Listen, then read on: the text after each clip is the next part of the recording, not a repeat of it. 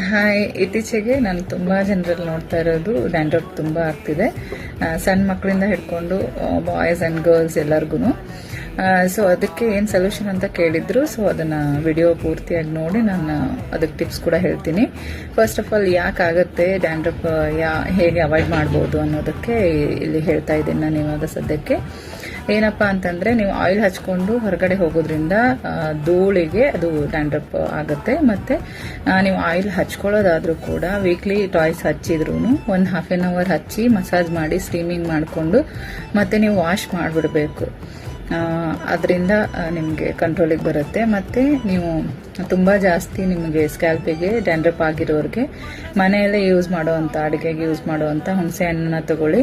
ಅದನ್ನು ಪೂರ್ತಿಯಾಗಿ ನೆನೆಸಿಟ್ಟು ಅದರದ್ದು ಜ್ಯೂಸ್ ತೆಗೆದು ಅದನ್ನು ಸ್ಕ್ಯಾಲ್ಪಿಗೆಲ್ಲ ಅಪ್ಲೈ ಮಾಡಿ ಪೂರ್ತಿಯಾಗಿ ಮಸಾಜ್ ಕೊಟ್ಟು ಒಂದು ಹಾಫ್ ಆನ್ ಅವರ್ ನೀವು ಬಿಟ್ಟು ಅದಾದಮೇಲೆ ವಾಶ್ ಮಾಡೋದ್ರಿಂದ ನಿಮ್ಮ ತಲೆಯಲ್ಲಿರೋ ಡ್ಯಾಂಡ್ರಫ್ ಕೂಡ ಕಂಟ್ರೋಲಿಗೆ ಬರುತ್ತೆ. ಮತ್ತು ಮಂತ್ಲಿ 2-3 ಟೈಮ್ಸ್ ಯೂಸ್ ಮಾಡಿ. ಸಣ್ಣ ಮಕ್ಕಳಾಗಿರ್ಬೋದು, ಪ್ರತಿಯೊಬ್ಬರೂ ಯೂಸ್ ಮಾಡ್ಬೋದು. ಇದು ಯಾವುದೇ ಪ್ರಾಬ್ಲಮ್ ಇಲ್ಲ, ಆಯುರ್ವೇದಿಕ್. ಸೊ ಆ ಟೈಮಲ್ಲೆಲ್ಲ ಹಳೆ ಕಾಲದಲ್ಲಿ ತುಂಬ ಜನ ಹುಣಸೆಹಣ್ಣು ಯೂಸ್ ಮಾಡಿನೇ ತಲೆ ವಾಶ್ ಮಾಡ್ಕೋತಿದ್ರು. ಇತ್ತೀಚೆಗೆ ಶಾಂಪೂ ಅದೆಲ್ಲ ಬಂದಿದೆ.